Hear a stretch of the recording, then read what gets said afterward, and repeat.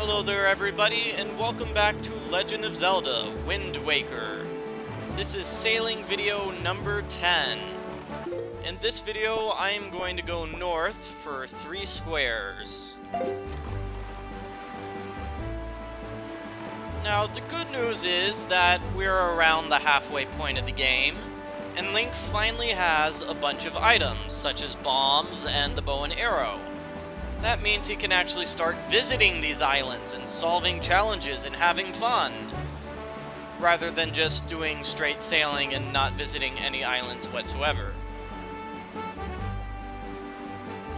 For example, the first island here is going to be Eastern Fairy Island. Now that I have bombs, I can actually solve a challenge on this island.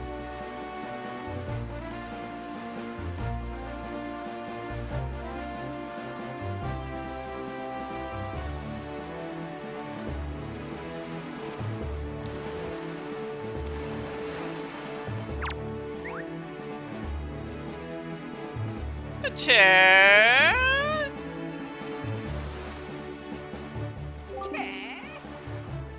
I do a pretty good imitation of Fishman.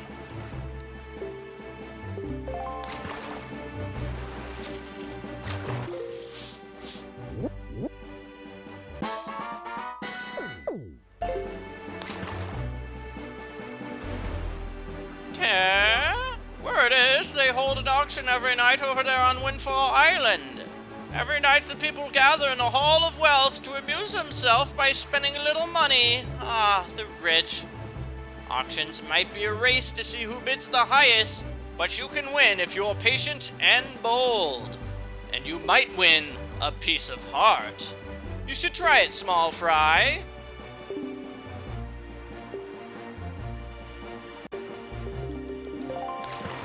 That's good advice. I will definitely try out the auction house later on in this video walkthrough.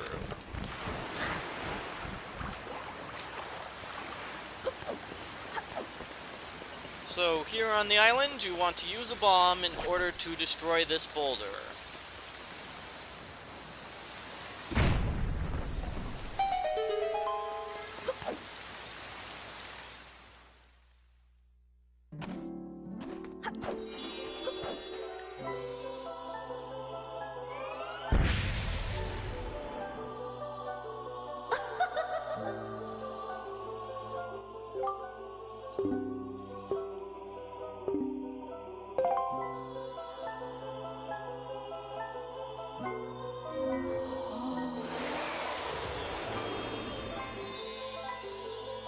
Michael, for opening the entrance to the Great Fairy's home, our hero Link has just received a humongous bomb bag.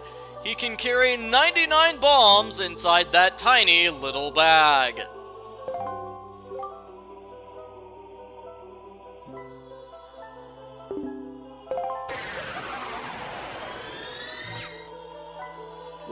And that's it. That's basically it for Eastern Fairy Island. There's pretty much nothing else to do on this island except for the Korok challenge, which we can do with the Korok here later on. Well, actually, we could do it now, but I'm not going to.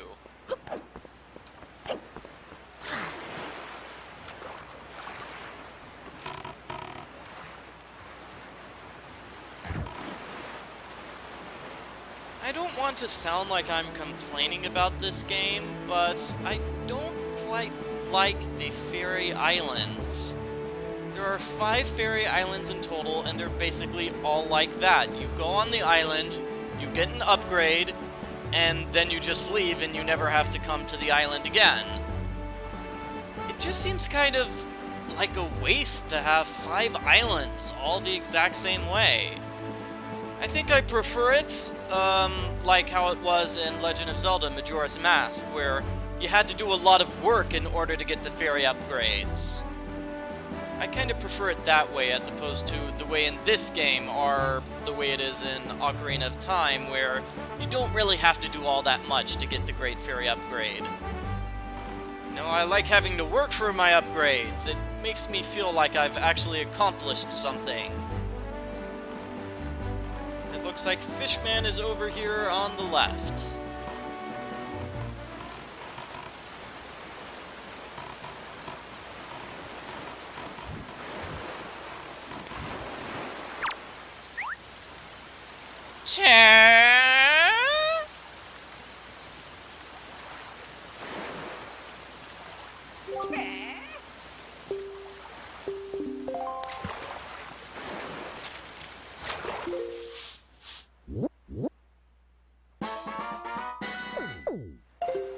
And Pawprint Island. Wonder why it has the name Pawprint Island when there are no dogs around here. I mean, there are dogs in the Zelda universe, yes, but I don't think there are any dogs in this game. Huh. In any case, Fishman was telling us about chews. If you defeat chews, you get chew jelly, and you can give the jelly to the potion person on Windfall Island.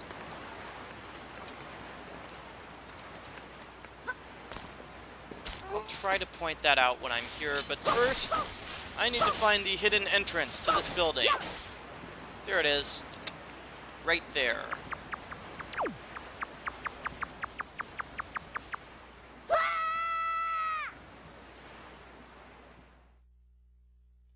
This building is sort of a maze where you run around and fight enemies. As Fishman said, most of the enemies are chews. In fact, I think all of the enemies are chews. So when you defeat chews, you get chew jelly. Just like that. We've received jelly from the chews earlier on in this video walkthrough. So I think this pathway leads to money.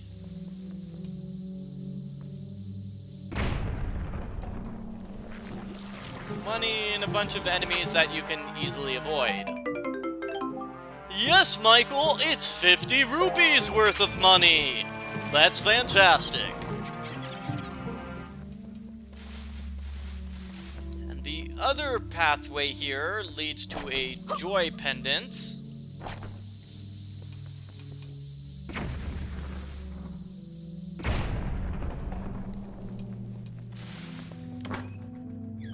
Once again, Michael, you are completely correct. That is a joy pendant.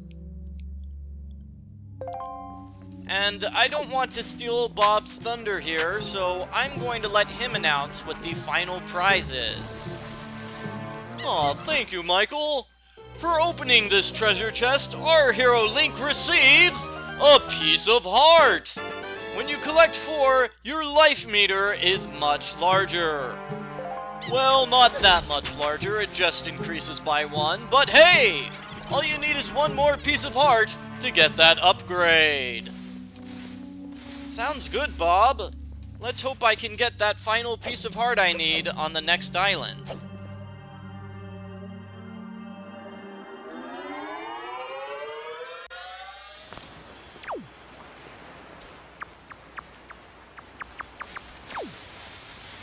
So that's basically it for Pawprint Island. Sort of like Eastern Fairy Island, there's not a whole lot to do there. Just solve the 2-minute challenge and then you're done forever.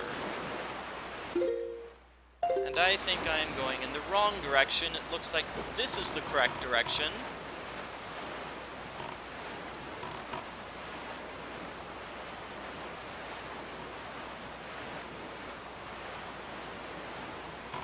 Bombs. Alright. That was nice.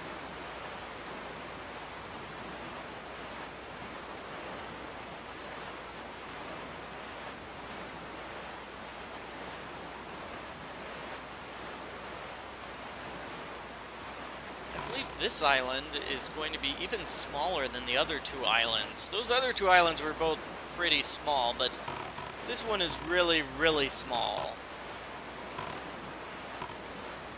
Now take a look at the island. We're going to see something pretty interesting here in a moment. Yeah, there we go. See that? We've got a pillar of light coming from the center of the island.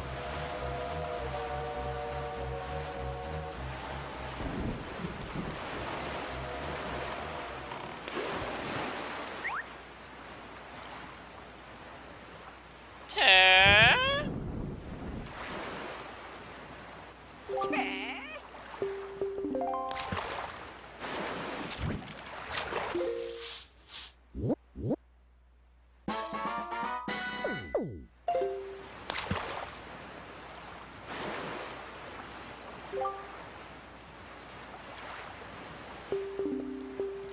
he's telling me about the ghost ship, which is information I guess I don't really need to know. So the Pillar of Light. What's up with the Pillar of Light? Well, if you remember, we have Pillars of Light whenever we have treasure charts. So, for example, we have this treasure chart. We got it on Dragon Roost Cavern. Yeah, it was inside that dungeon. And it looks like there is treasure here on this island.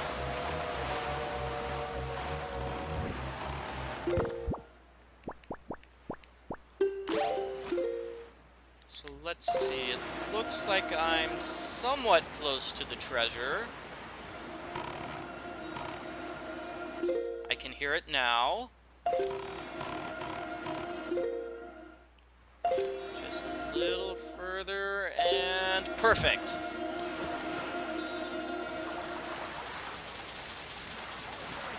Michael, for opening the treasure chest at the bottom of the sea, our hero Link has received a piece of heart! That makes 4 pieces of heart in total, which means he has another heart container.